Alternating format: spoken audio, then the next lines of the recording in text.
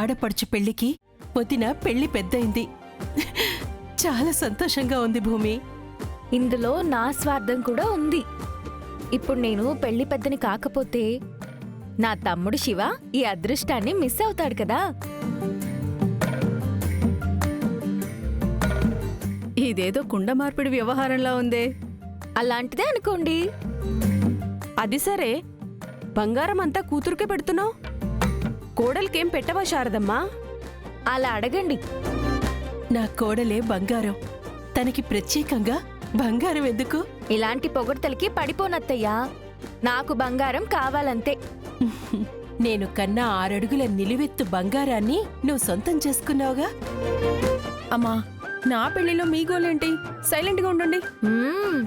పెళ్లి కూతురికి కోపం వచ్చింది. సైలెంట్ గా ఉండండి.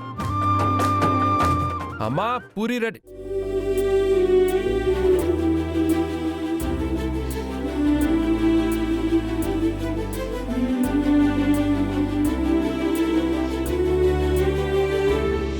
నీ బంగారానికి 100 ఏళ్లు శారదా.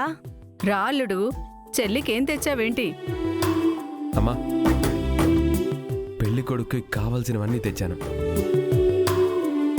ఇద్దరిని చాలా అందంగా రెడీ చేయండి. ఎక్కడా ఎవ్వరూ తగ్గడానికి వీల్లేదు. అలాగే నాన్నా. అవన్నీ మేం చూసుకుంటాం. నువ్వెళ్ళి పెళ్ళేర్పాట్లు చూసుకో చాలు. భూమి, నువ్వు ఇవి తీసుకెళ్ళి శివకిచ్చి త్వరగా రెడీ అవ్వమని చెప్పు. అలాగే బావా. బాగున్నానా? సూపర్. సరే, శివ రెడీ అయ్యాడా? తెలీదన్నయ్య. ఓకే, శివకి ఏం కావాలో నువ్వు దగ్గర ఉండి చూసుకో. సరే, ఇది కట్టేసి వెళ్ళి చూస్తా. వెళ్ళు. ప్లీజ్ ప్లీజ్ రండి. శివా, శివా,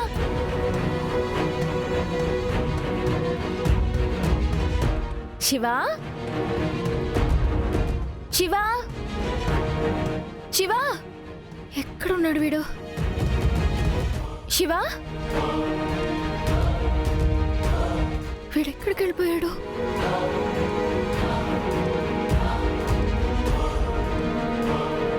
శివ చేత బిందు మెళ్ళు 3 ముళ్ళు వేయించి 7 అడుగులు నడిపిస్తాను.